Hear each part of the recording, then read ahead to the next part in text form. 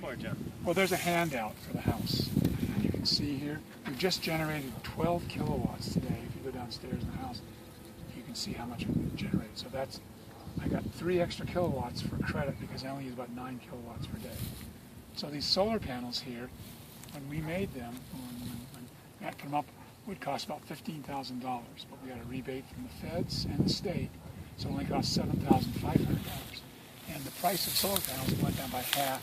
So if you did this today, the exact same thing, it would cost you $7,500, and then you'd subtract your federal rebate, so it's much cheaper today.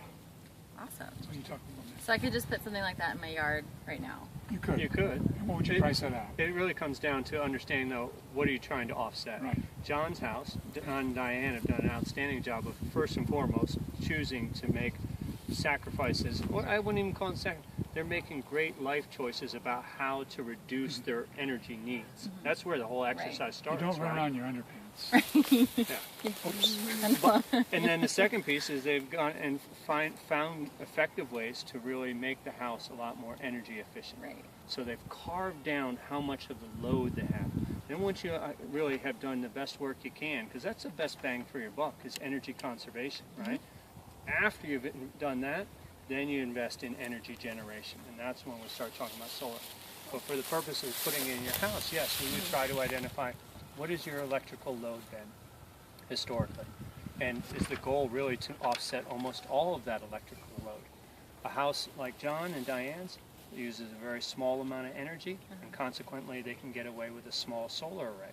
2.1 kW is relatively small for our area. A lot of residential homes will use more like 5 to 6 kW. Right, so we had somebody go to our house and audit and find all the energy leaks.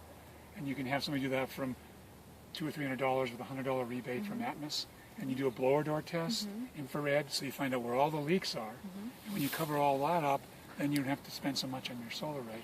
Plus your house will be more comfortable, especially if you're going to have little children. Right? One on the way. Right. So that's Lower what- energy bills. Right. So you said you've generated 12 12 kilowatts today, and you use about 9 a day? 9 a day. Kilowatt hours, yeah. Kilowatt hours. So that goes back into the grid. Okay. And so, And then do you get credit for that, or well, no, can you store it's a it? bank. Okay. When I want to pull more than I'm making, I just ask for it back. Okay. And so what I make here goes into the grid, what I use comes out of the grid, and so they keep a balance. And right now my electricity thing is running backwards because I'm putting electricity into the grid. But tonight it'll run the other way forward, and I'll be using what I put in. Nice. That's really cool. And that's called net metering. So that excess energy feeds onto the utility. It's used by the next door neighbor. But then John's gained kilowatt hour credits for it that he can then consume at a later point. And the cost of this, there's other items. There's no carbon dioxide, no methane, no mercury, no asthma, no health problems that I'm actually investing in my community by having this. And in my future community, and in your future community.